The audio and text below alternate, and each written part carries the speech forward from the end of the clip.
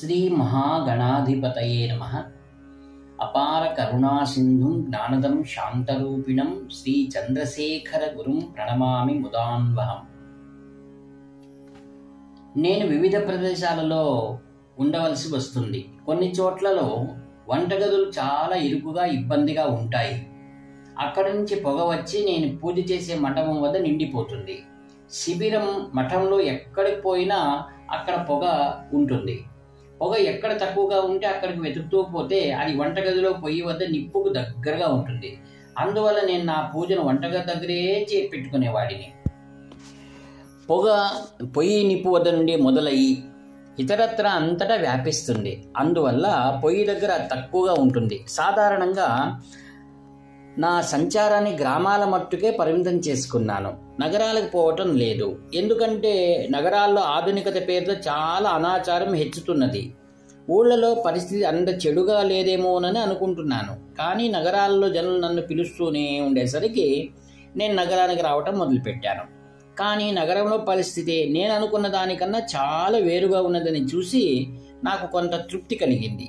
వైదిక శ్రద్ధ, ఆచారం, పూజ, పునస్కారం పల్లెటూరులో కన్నా నగరాల్లో ఎక్కువగానే కనిపించింది.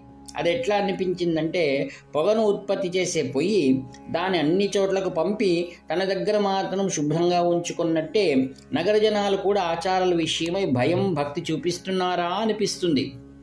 నగరాల్లో జనాలలాగా ఊళ్ళల్లో వారికి ఎక్కువ పనులు ఉండవు. వారికి అన్ని అనుష్ఠానాలు వెలితి లేకుండా పాటించగల వీలు ఉంటుంది.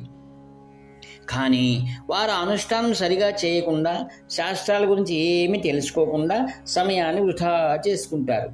నగర జనాలకు తల తిప్పనివ్వనన్ని పనులు ఉంటాయి. కార్యాలయాల్లో పనులు, సామాజిక సేవలు, కాలక్షేప కేంద్రాలు మొదలైనవి ఎక్కువగా ఉంటాయి.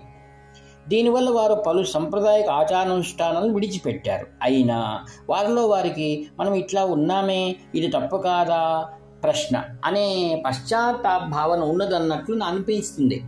అందువల్ల ఎంత పని ఒత్తిడిలో కూడా వారు విడిగానో సామూహికంగానో ఏదో ఒక చిన్న పూజ, కొద్దిపాటి అనుష్ఠానాలు, భజనలు, పురాణ ప్రవచనాల శ్రవణము, ఆలయాల్లో పూజలు చేస్తూ ఉన్నారు.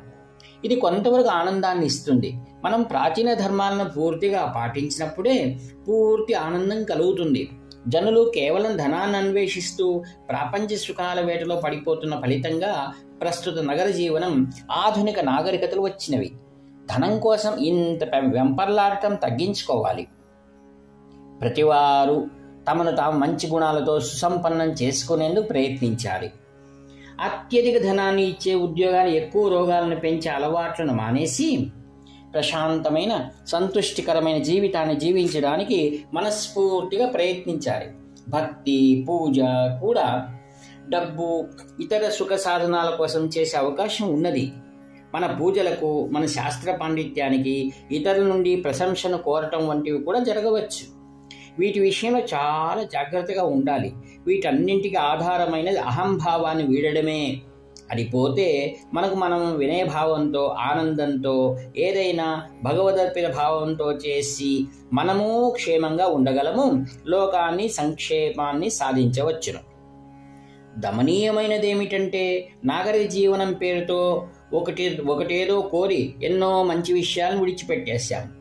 పాశ్చాత్యుల్లో పలుమంది నాగరికత పథంలో పయనిస్తున్న వారు కూడా జీవితంలో ఏ నిండుతనం లేదని గ్రహించి ఖిన్నులై మన వేదాంతం, భక్తి మార్గాల వైపు తిరగటం ప్రారంభించారు. కానీ మనం మన అనాది కాలపు అద్భుతమైన పిత్రార్జితాన్ని తోసిపుచ్చి పాశ్చాత్యులు వద్దనుకుని వదిలేసిన వాటిని ఎత్తుకుంటున్నాము. దాని మూల కారణం ఏమిటంటే, ధనం ఎంతో ప్రాముఖ్యాన్ని సంతరించుకున్నది. కనీసం ఇప్పటికైనా ధనం పట్ల ఆకర్షణ వీడుదాము. మనం సద్గుణాలను అలవరుచుకునే ప్రయత్నాన్ని చేయాలి. అప్పుడే మనం ఈ మానవ జీవన లక్ష్యాన్ని పొందగలం, ప్రపంచానికి కూడా సహాయం చేయగలము. హరి ఓం తత్సత్. ఇట్లు వ్యాఖ్యాత మీ ప్రియతమ నేస్తం నివర్తి నాగభూషణ శర్మ. హర హర శంకర.